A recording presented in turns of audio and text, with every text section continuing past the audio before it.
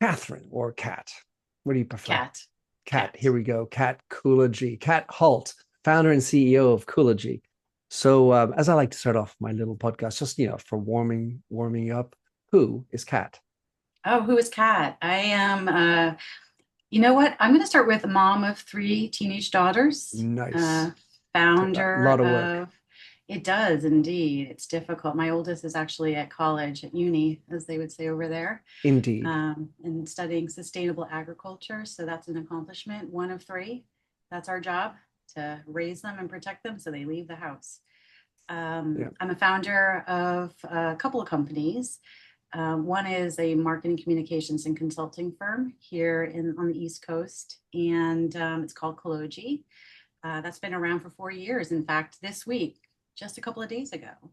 And Happy I, birthday. happy birthday. I know. And I mean, being able to get past a couple of years is important, and then get past five, and it's kind of sort of set in stone as long as Well, you're not messing nothing's up. taken for granted, but No, but the likelihood congrats. goes up, right? Yeah. I'm a musician. I'm an artist. Wow. What sort of Um, musician? I play indie rock, indie pop, and have done since 15. Write and record, play shows. Been a little bit less playing out recently, but getting back on it. So starting something Mm, new, and I'm excited about that. I love it. So a very rounded character. Mm, Cool OG, mm, Coologee mm. is a brand. It's a And brand. yeah, so how did Coologee come around? It came around because, well, the one I want to say now, and we're going to stick to it, but maybe afterwards I'll tell you the other Yeah, story. well, we wait from the Uh, whiskey to come in. I think that might be it. It's the science of cool. So the whole notion is brand has to have swagger. It has to have some kind of panache in order for people to care, to pay attention. But you have to do it with some science, with some data, with some information. And so that's something that's pretty important to us. So cool and scientific. Hmm. That's right. Well, all right. So I've been working on branding for a good many years, Mm. and I I have a spin, but I wonder what angle you have on this. To what extent do you believe that brand plays a more important role today in society than it has in the past? Or is it just, me thinking, oh, well, I'm special? No, it's actually the most critical thing that a company can think about and manage and build forward, because we are inundated with so much information. Um, we have access to every single product or service, at least in the first nations, in the US in particular. We can order products on Amazon and it gets delivered to our doorstep sometimes in a matter of hours. And you have to catch the lizard brain in all of us because we're still animalistic and survivalistic, and you have to have something that's going to hook them, catch them, build surprise curiosity, and get them to decide to spend the 5 or 6 seconds more that they spend in order to decide, am I going to actually learn more? And that's all that a company has, is about 5 or 6 seconds before they decide, click, swipe, whatever it is, or I'm interested, I'm going to learn more. So I think it's really, really critical to be able to understand who your brand is, who your brand is for, and how you're going to tell your story. Right. Well, my angle is that we live in a society that is more and more meaningless.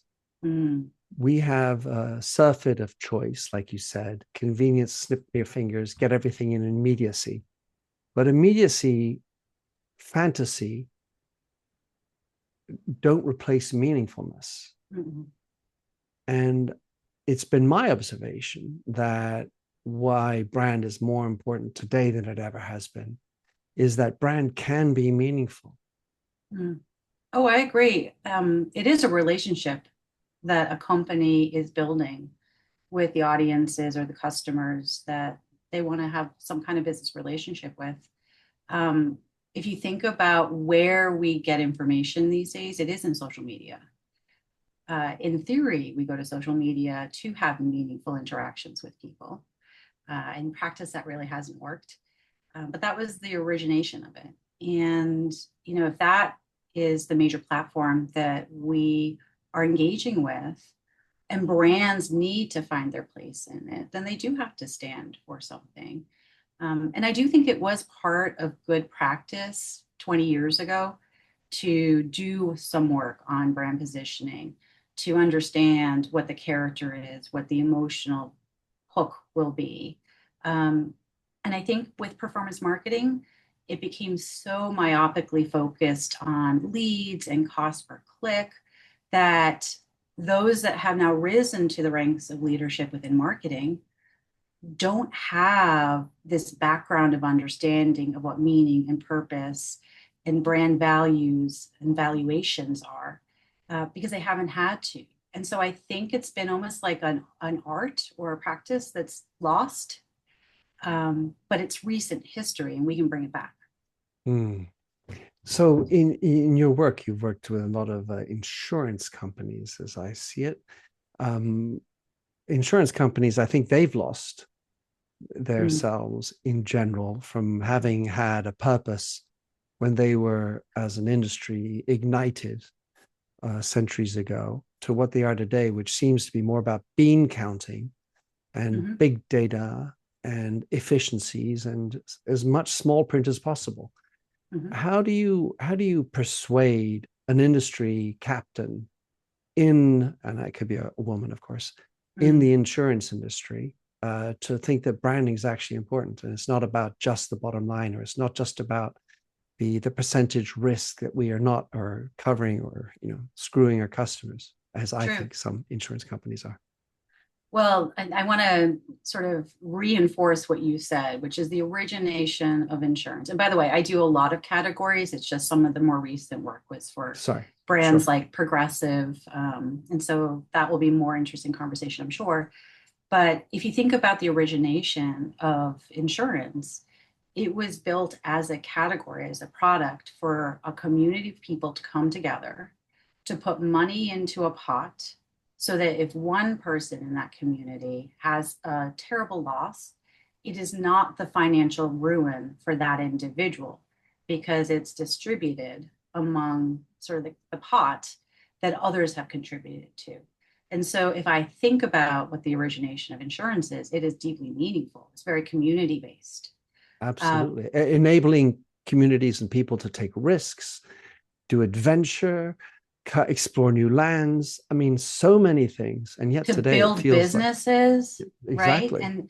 And frankly, if we think about the weather situation that we're in, the climate changes that we're experiencing, losses are becoming more and catastrophic because of the intensity of the storms. But we haven't shifted our way as a society to manage with that forward linking looking view that says we as individuals are ready. And so in many, many ways, insurance becomes even more critical today, because of that unpredictability and the greatness of those losses. But you were right. Most insurance companies, particularly the big guys, I did work in house at Progressive for 4 years, running all of their marketing strategy. And I had to learn how to put brand, to put emotion into something that could fit into an Excel spreadsheet. Because everything else, all of the business leaders very capably did. And it's the reason why that organization in particular has been skyrocketing to the top. These are my children. They don't understand Hey, the listen, all importance good. of a Hey, closed hey door. guys, of course you're in the ears, so they can't hear me. Yeah, they cannot hear you exactly. But if you think about, what it is that we do as branders, as marketers, and as we think about what they do as business leaders, they are really good at doing mathematical models and predicting what some kind of loss could be and doing scenario planning. We don't have, historically, we have not had that data set as brand managers. And so I think that it's seen as that fluffy, nice looking stuff.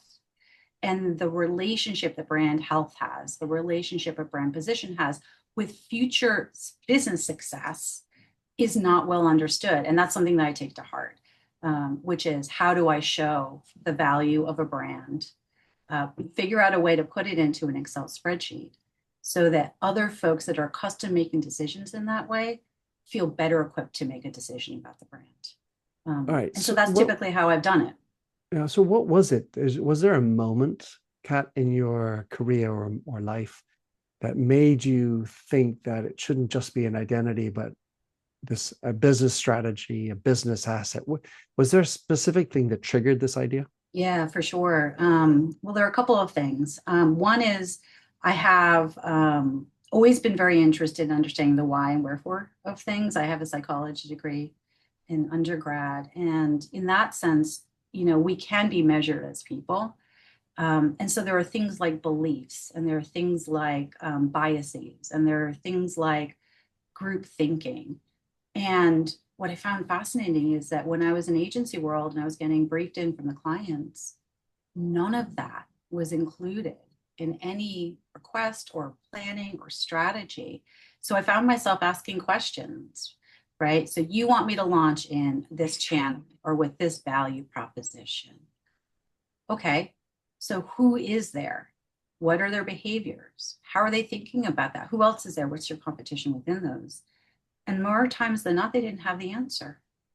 And because of that, the briefs I was getting from the clients, which was really just to do an ad, were just wrong strategically. And so I kept going upstream because I thought, well, if I can influence the business strategy, then that will trickle down and be a better ask for the creative team. And then we can do work that we're really proud of.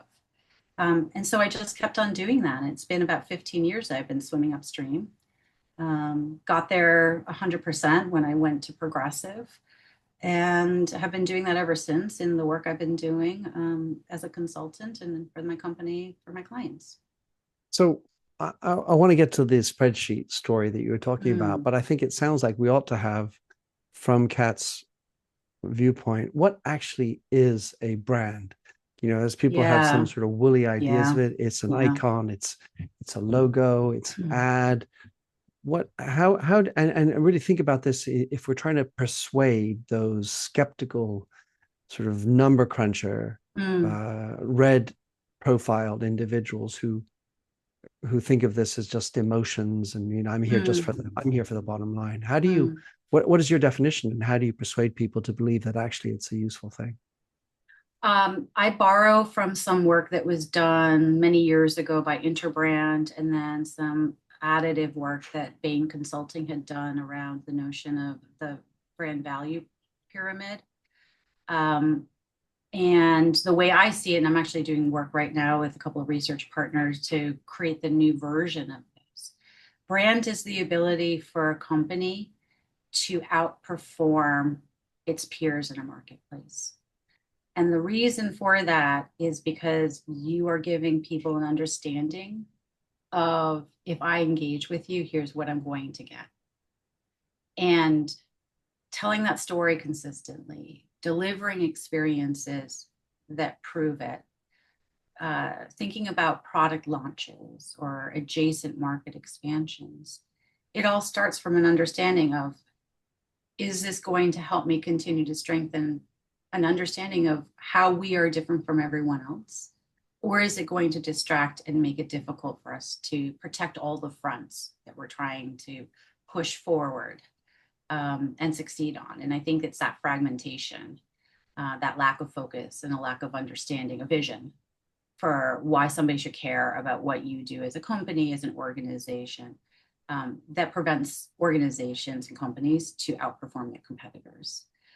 So Interbrand always had a brand health index where they proved that the folks that were outperforming the S&P 500 within their categories also had very strong brands. So you think about brands like Coca-Cola versus Pepsi.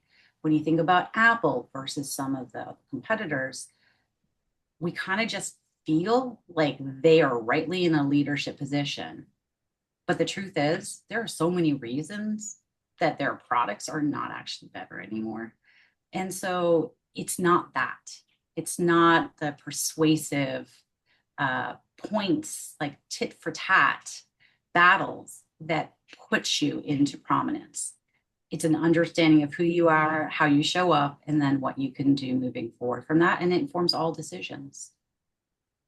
So if I were to listen to you, then I would say almost that brand and strategy are almost interchangeable at this point, where you are Mm-hmm. making the choice, the selection the reduction, if you will, to something as opposed to trying to be everything. Mm-hmm. That's right. It's as much about the decisions that you walk away from and the actions you don't take as it is putting a path forward and making something, doing something, having a partnership, and so on. I think the biggest job a brand can do is to tell organizations what not to do next. Because at the end of the day, you are going to have to communicate to people that you are doing something new. And if you have to invest a lot of money to convince people that you, as a brand, as a company, should be doing that, you're going to lose your momentum. And there's always 100 opportunities to improve, to do something next, to expand.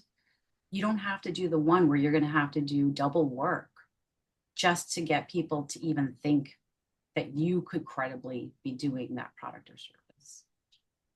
You talked about the spreadsheet. I want to just get into that a second. So, because this is obviously the type of language that is pleasing to CEOs, spreadsheets, bottom It line is. numbers. Mm-hmm. I used to run I was a CEO myself, and I used to run a company, and I was looked at, let's say, rather surprised by the CFO when I said, well, I want to have elements of our brand in the P&L. Yes, 100%. How do you architect that? Or, let's say you're talking to a specific company and a type of CEO who's maybe a little bit open to this idea, but what is it that's going to grab his or her attention and say, all right, fuck it, I get it? It's funny you're asking this because in fact, you think about Progressive because it's a massive brand. They've spent billions and billions of dollars creating some kind of awareness. And so you would think, especially because they put brand as one of the biggest business assets in a lot of their annual reports and shareholder conversations, but they weren't looking at a single measure that could be incorporated into a P&L, for example, or a scorecard or like a bonus structure of some kind. Because it felt so intangible. The work that I tend to do is I try to triangulate and show causation and correlation, not just correlation, because that's not necessarily, that can be junk, right? Things can be going up in the same direction, but they're not related to each other. But typically what you find is there is a triangle that happens. It's kind of sits between some kind of brand health tracker or brand measure taking. And there are lots of different ways that you can do that today. Sure, there are the old-fashioned like quantitative surveys. I believe in those. There are in-platform surveys that can be delivered for test and control within places like a Meta buy. There's also looking at trending for the frequency for branded search within a certain time period. So you can find a way to say, here is the state of our brand, the health of our brand. And the ones that are most important are unaided awareness. We don't really have a lot of things that we want to keep in this brain of ours. And so if you have a need, you want to be one or two in there without any prompting, because you're going to get more at bats for whatever that sale is. You have consideration because you can be aware and don't like it. And I think at the end of the day, you also have things that we call consideration drivers. You can ask people questions around, what do you think this brand is? And then take a look at those that have high consideration, what are true, and do some modeling to figure out to what degree does owning that brand attribute drive consideration. Because when you have awareness and consideration trending up, then you tend to have other things that are working well for you too. So the triangulation is understanding the relation between that and things like media and market, or lift in sales in a test market where you have initiatives and one that you don't, where you've match marketed. Being able to do small tests to prove and get the data set so it can be projected at a larger scale. That's really, really important as well. And then the last part of that triangulation is understanding sort of that POV the brand has that's going to be central to it, because you can't win the war of winning over hearts and minds by taking each of the individual attributes that are driving consideration, throwing it at people and thinking they're going to then come to a conclusion of this is the greatest thing since whatever. You have to have a story that allows for people to believe that you are going to be X, Y, and Z. We were talking about that briefly before getting on this conversation. You can't tell people that you are something. They have to come to that conclusion.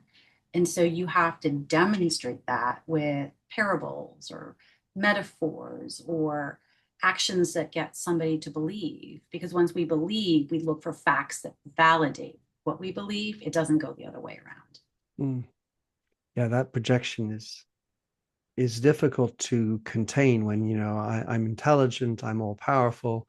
All I need to do is give them a 30-second spot and tell them how good we are, especially our projects. All right. One of the things that has always intrigued me is the value of the brand as a workhouse, a workhorse, or a power within the company It for the is. employees. So how important for you is it, let's say, when you are trying to hire new people, retain new people, where is the value in the P&L in of that brand and its ability to keep, retain, and hire or attract quality? Oh, it's critical.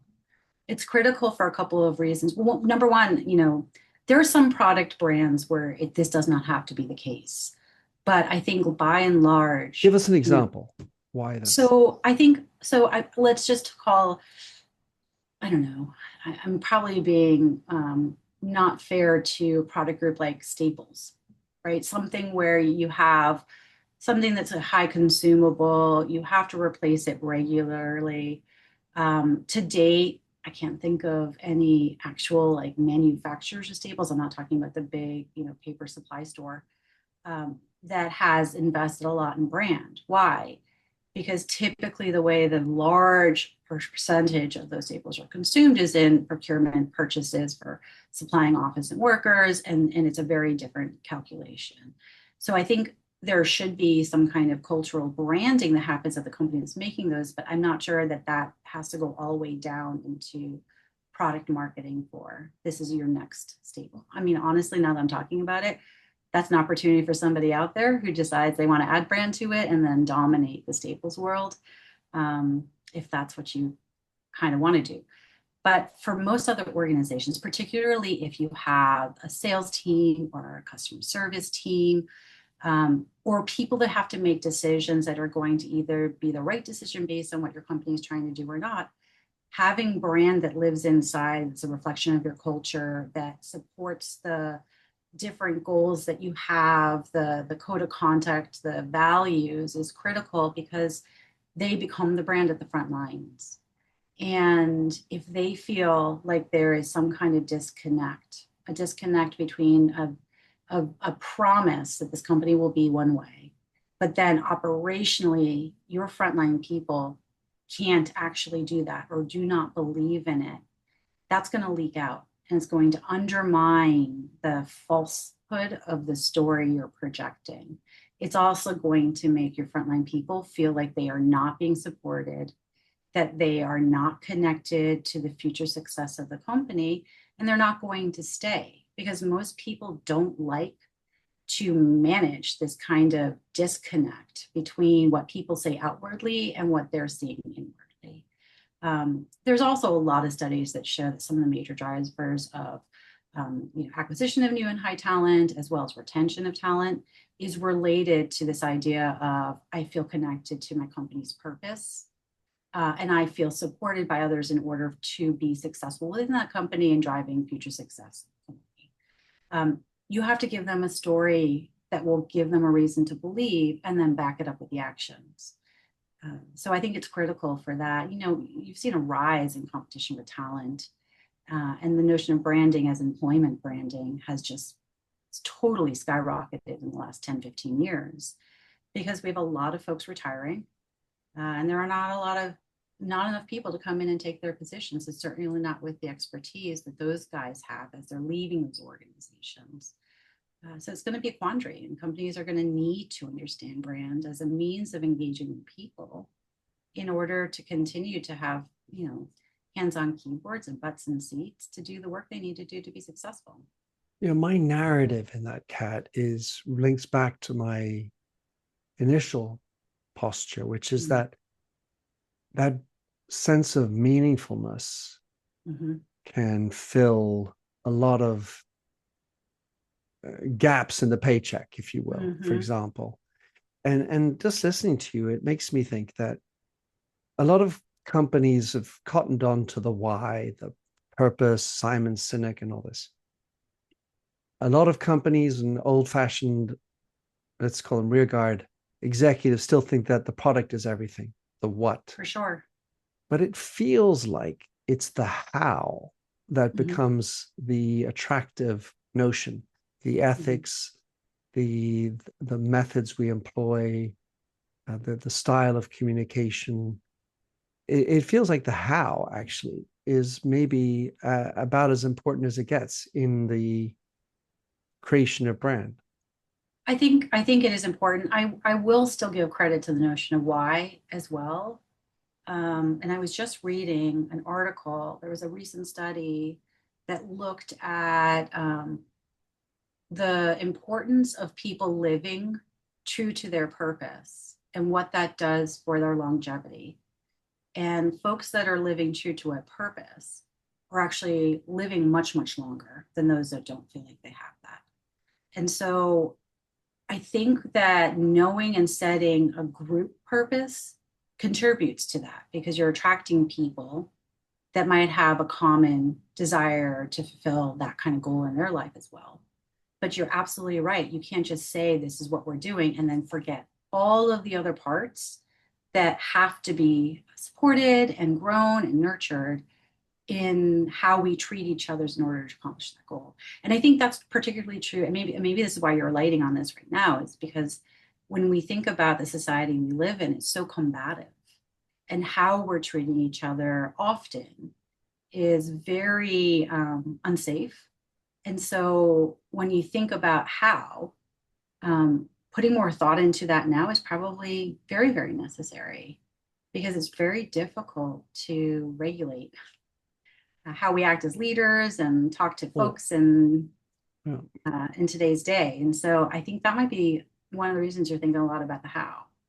Mm.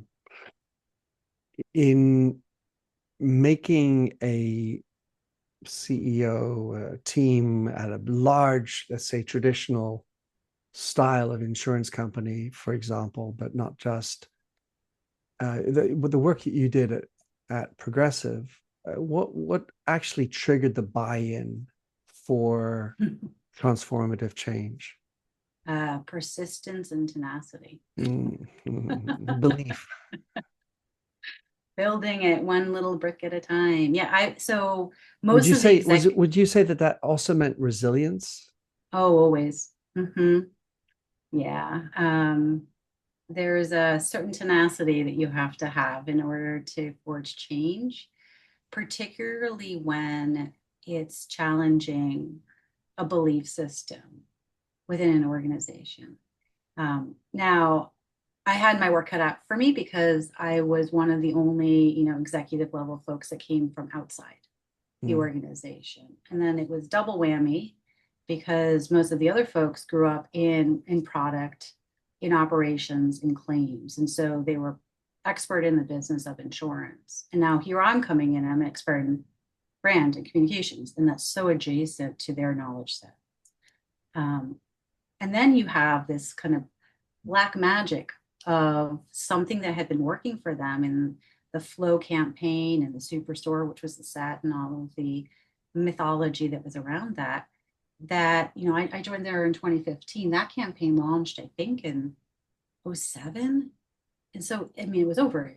It was there for a very long time. And it was there when they had astronomical success.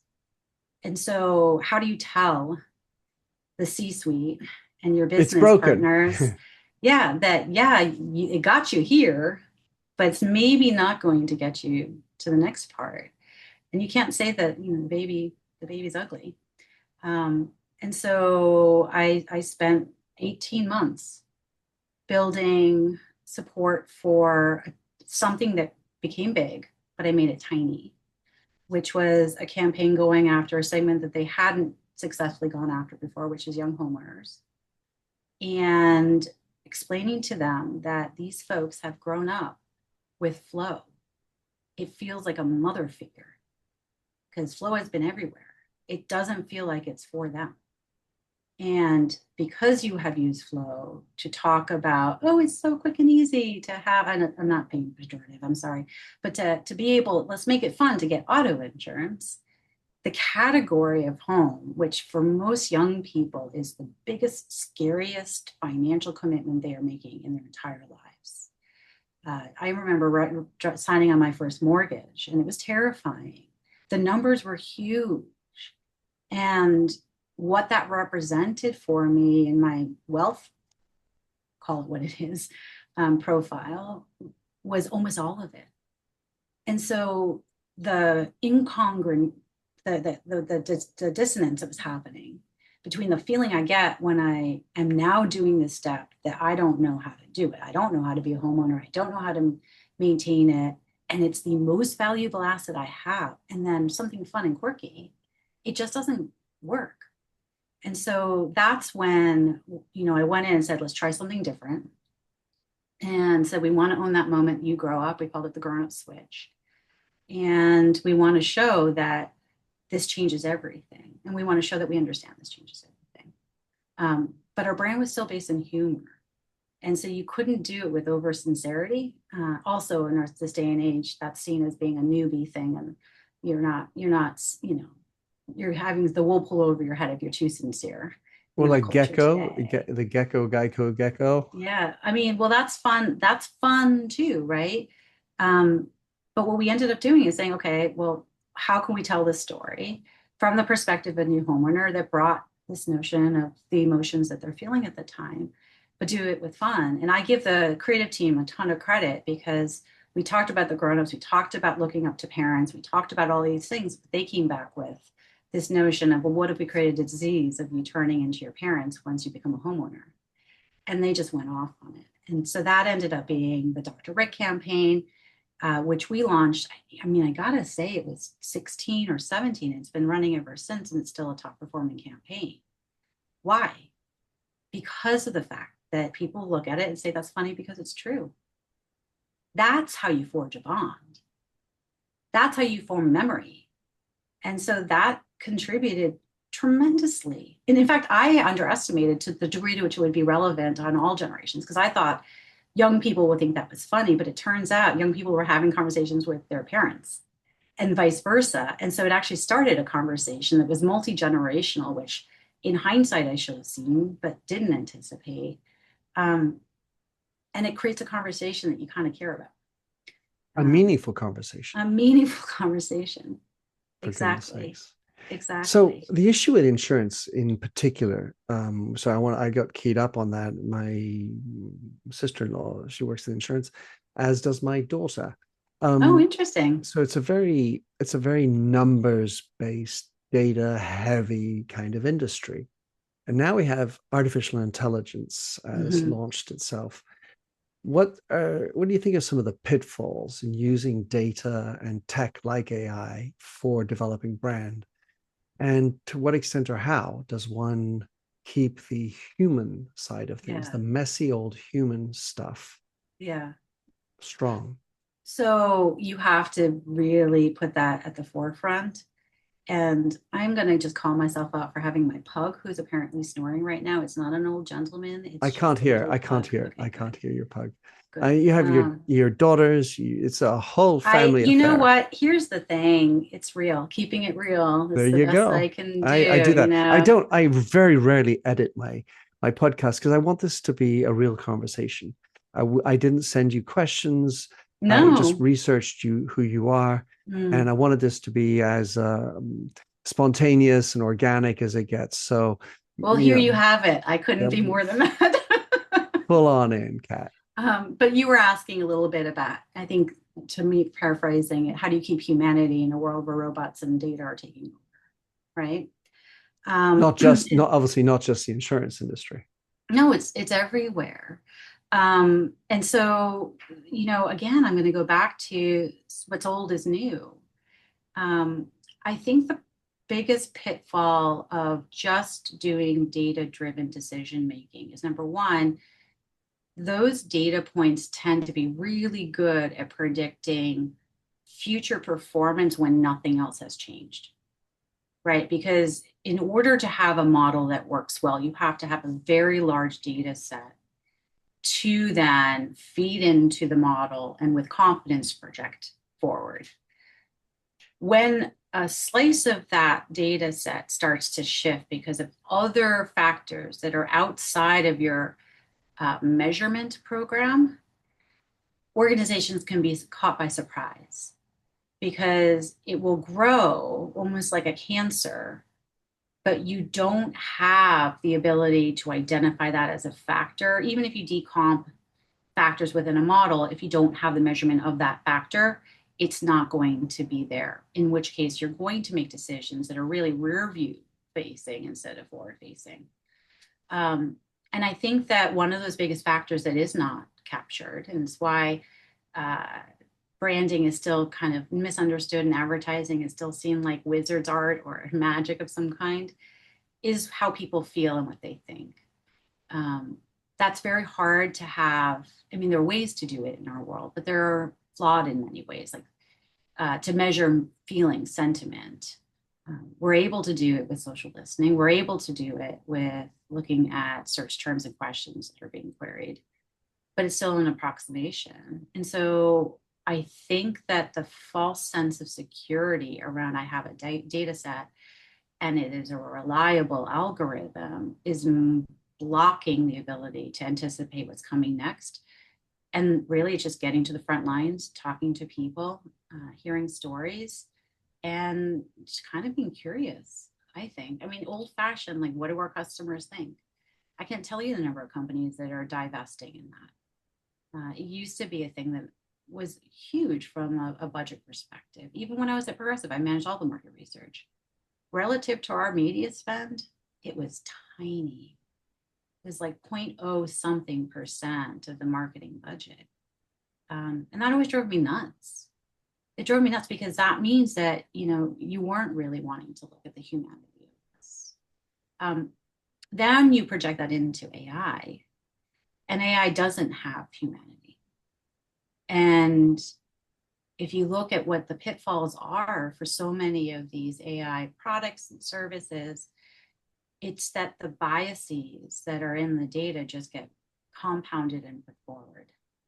And if you don't have an ability to audit and hold accountable the summaries or research or generation of articles and pieces and all the different ways it's being applied, you're going to scale those biases, those blind spots so quickly that it's going to almost create its own macro chamber of noise.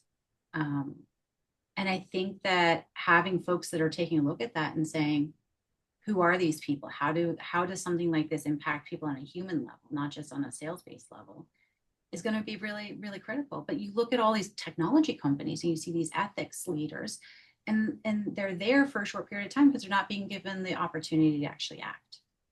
And I think that's going to be a huge challenge for us. Well, I'm not going to hide from the fact that a number of times I've been on boards and been brought in as the brand guy.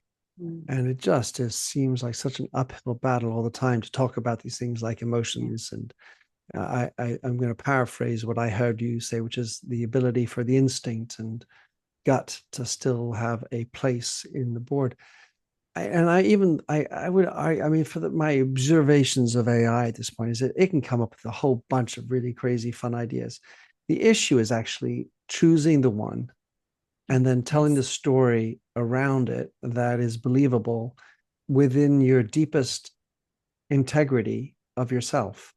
And if that checks out, then as in is relevant, then that is powerful, and then that brings along the believers with you, and then you start becoming more of a bulldozer. Yeah. Not that it can't be upended, but it does feel like our AI today is doing so many things. In any of the work you do, I mean, you've launched AI-driven platforms, as I understand Yes, it, I for have. Yes. advocacy.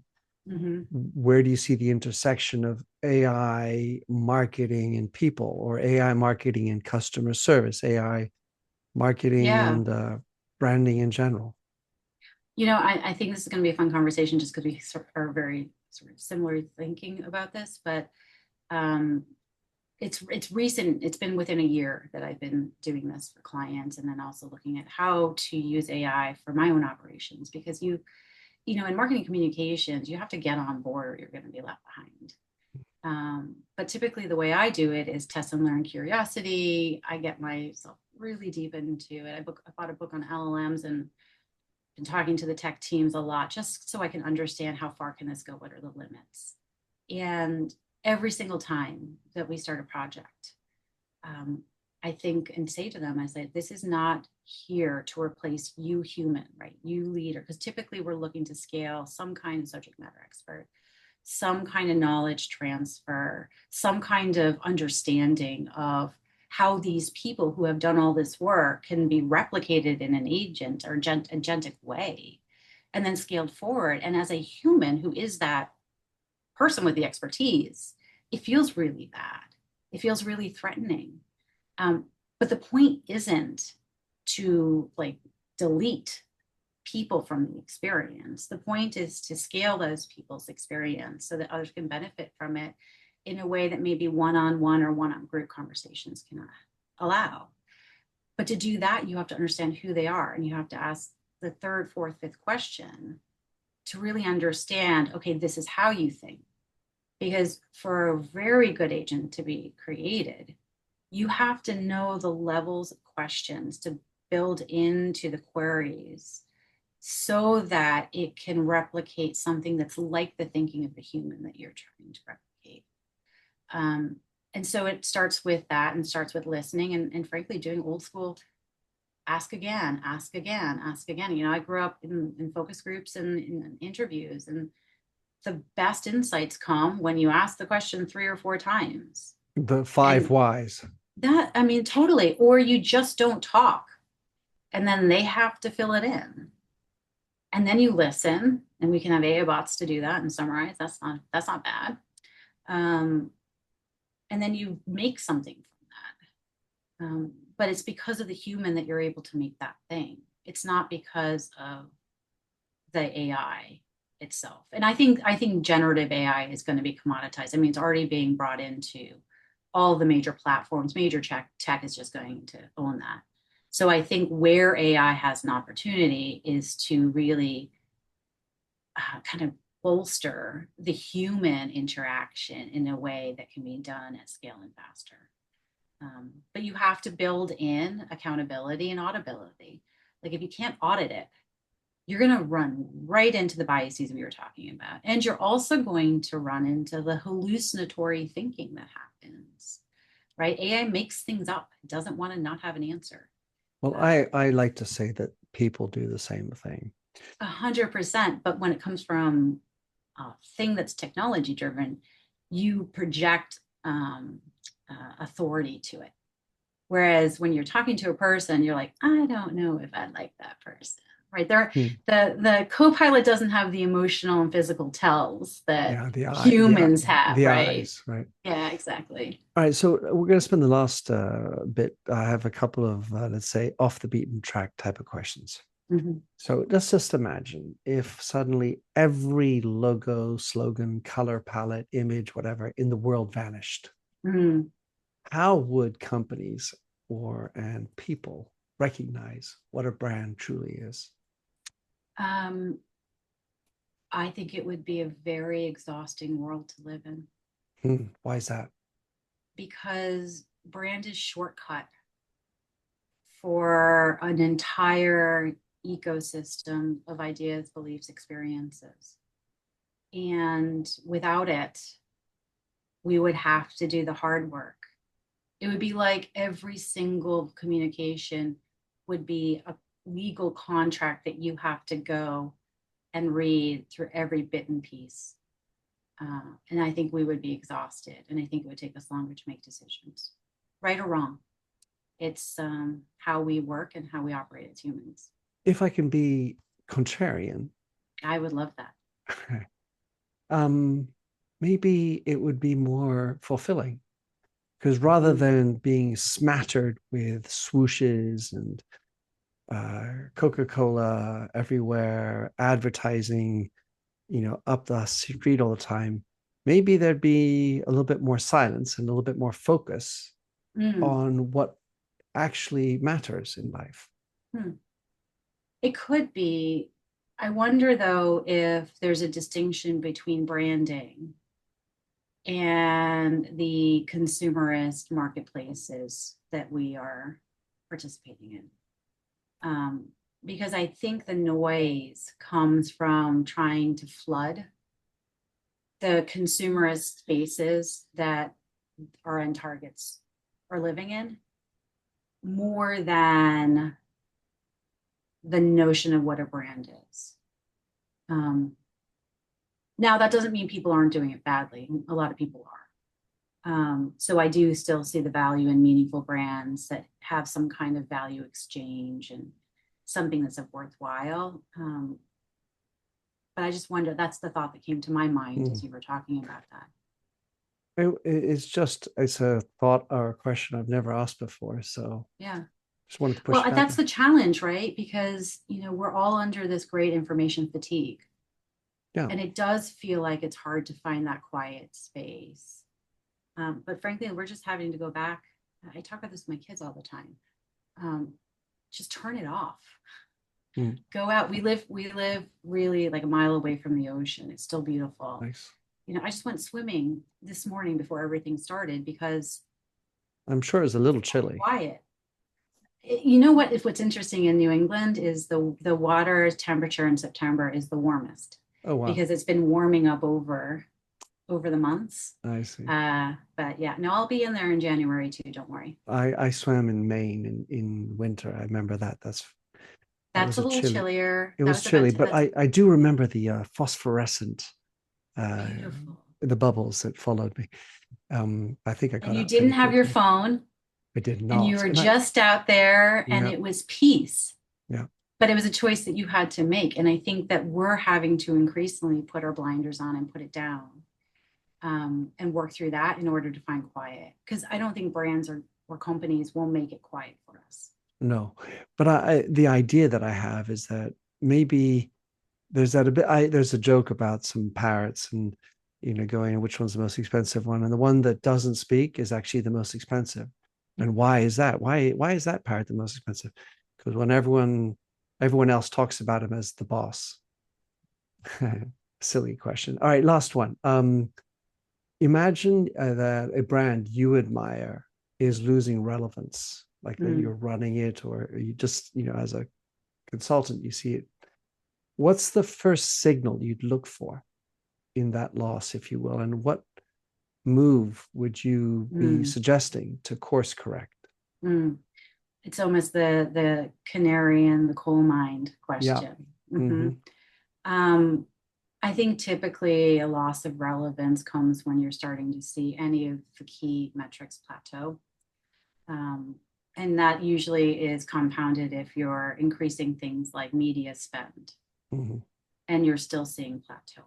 And customer acquisition numbers are going higher. Yeah, Cost. exactly. And the costs are going higher, or perhaps the little micro numbers, which is the click through rate or the behavior response to your brand or your narrative is going down. Sometimes it's just wear out, but it can also mean, Houston, we've got a problem here. And typically, what I say is, I mean, again, it's going to be a broken record, but like you got to talk to the people, right? And there are ways to do it where it's not just a one-on-one conversation. You can use things like social listening. You can use things like website behavior, looking at the content that is or is not driving engagement. You can kind of read through the lines of like, I think there might be this. But honestly, for most organizations, they have frontline people, right? They're the salespeople, they're the call center people, they're the service people. I think most problems you're going to find if you just talk to them. And my thought as I was listening to you, because I hadn't formulated an opinion, but Mm, I now feel it, is that look for the engagement of your employees yes, at the front line. I agree Are with they you. just there trying to get the number? Or do they roll? How much do they roll their eyes? Like, this is the best product, uh, or whatever. And that maybe Yeah, they don't even like their management style within the company, because that's the how, and that that's is the part of the how. brand. Well, and that's the management style goes back to your like protecting and preserving the humanity and everything, Mm, which I think sometimes we can overlook because it also doesn't fit into an Excel spreadsheet. no. Yeah, well, so much. That's wonderful. So, Kat, now you Hmm. can go back to a normal, you can go check out your pug, answer your daughter's questions. But for people who are listening, where can Hmm. you send people in terms of calls to action? Yeah, why don't, well, I'm actually building up a Substack presence. So I'm Cat Holt, Catholt, at the Substack address. I'm also online at Coologee.com, COOLOGEE.com. And then you can find me on LinkedIn. Um, I shall put so you those all are the in those. places where What you what find made you go me. into Substack, by the way? It's trying to test and learn and have an ability to have an engagement that's kind of automated into the platform to re-engage folks that are subscribing without having to build out a lot of other CRM systems. And I also Another like the newsletter. and another newsletter. I don't have time for that, and it's really easy to add content there. And so I'm actually debating whether I just make that my articles and thought leadership platform.